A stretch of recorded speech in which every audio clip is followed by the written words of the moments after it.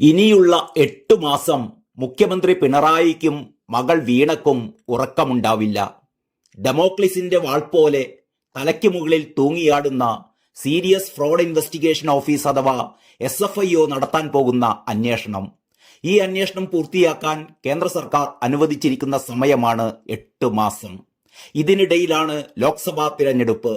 തിരഞ്ഞെടുപ്പിൽ വിജയിക്കാനുള്ള തന്ത്രങ്ങൾക്കാണോ അതോ മുഖ്യനെയും മകളെയും രക്ഷിക്കാനുള്ള തന്ത്രങ്ങൾക്കാണോ ഊന്നൽ നൽകേണ്ടത് എന്ന ചോദ്യമാണ് CPM ഇപ്പോൾ അഭിമുഖീകരിക്കുന്നത്. SFIO അന്വേഷണം നേരത്തെയുള്ള ROC അന്വേഷണം പോലെയാവില്ല. റെയ്ഡും കസ്റ്റഡിയും അറസ്റ്റുമൊക്കെ ഉണ്ടാകും. മാസപ്പടിക്ക് GST അടച്ചു എന്നും കർത്തായുടെ കമ്പനിയിൽ ടാലിയും MS ഓഫീസും പവർ പോയിന്റും ഒക്കെ ഡെവലപ്പ് ചെയ്യാനും അതിന്റെ മെയിൻ്റനൻസിനുമാണ് കരാറുണ്ടാക്കിയത് എന്നും പറഞ്ഞാലൊന്നും ഇവിടെ രക്ഷയുണ്ടാവില്ല.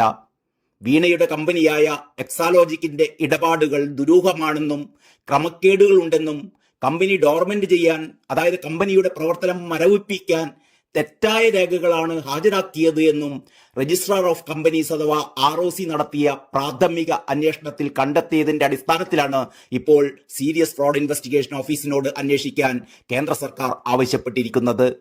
സേവനങ്ങളൊന്നും നൽകാതെയാണ് വീണയും വീണയുടെ കമ്പനിയും കരിമണൽ കർത്തായുടെ KMRL നിന്ന് 1.72 കോടി രൂപ കൈപ്പറ്റിയതെന്ന് ആദായ നികുതി സെറ്റിൽമെന്റ് ബോർഡിന്റെ ഉത്തരവിൽ വ്യക്തമാക്കിയപ്പോൾ വീണയോട് വിശദീകരണം ചോദിച്ചില്ല എന്നായിരുന്നു മുഖ്യമന്ത്രിയും പാർട്ടി സെക്രട്ടറിയും മുതൽ CPMന്റെ ന്യായീകരണ തൊഴിലാളികളാകെ നാട്ടിൽ പറഞ്ഞുകൊണ്ട് നടന്നിരുന്നത്.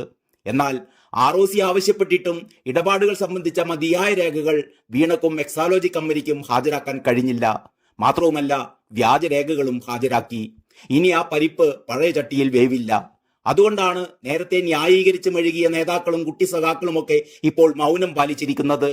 പ്രതിരോധിക്കാൻ CPM നേതാക്കൾ ആരുമില്ല. ഗോവിന്ദമാഷി മിണ്ടുന്നില്ല.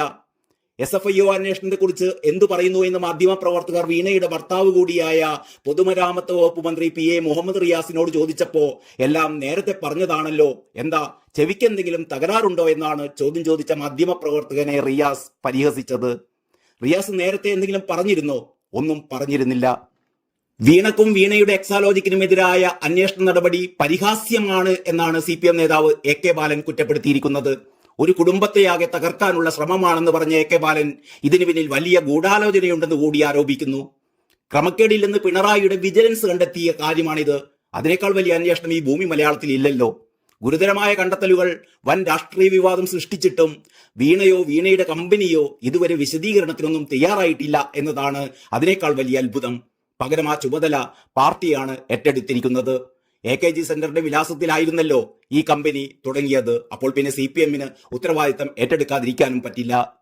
നിയമസഭയിൽ മുഖ്യമന്ത്രിയുടെ മാസ് ഡയലോഗുകൾ കേട്ട് ഭരണപക്ഷത്തുള്ളവർ ഡെസ്കിലടിച്ച് ആഹ്ലാദം പ്രകടിപ്പിച്ചുവെങ്കിലും മുഖ്യമന്ത്രി പറഞ്ഞതിന്റെ ഒന്നും പൊരുൾ അവർക്ക് ഇനിയും മനസ്സിലായിട്ടില്ല.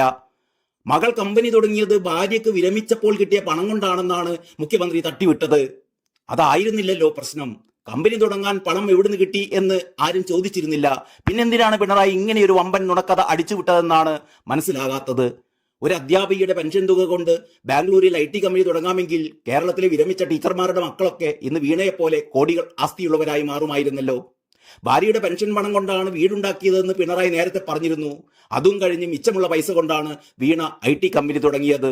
പാർട്ടിയിലെ ന്യായീകരണ തൊഴിലാളികൾ പോലും ഈ ക്യാപ്സ്യൂൾ വിഴുങ്ങാൻ സാധ്യതയില്ല. നന്ദി, നമസ്കാരം.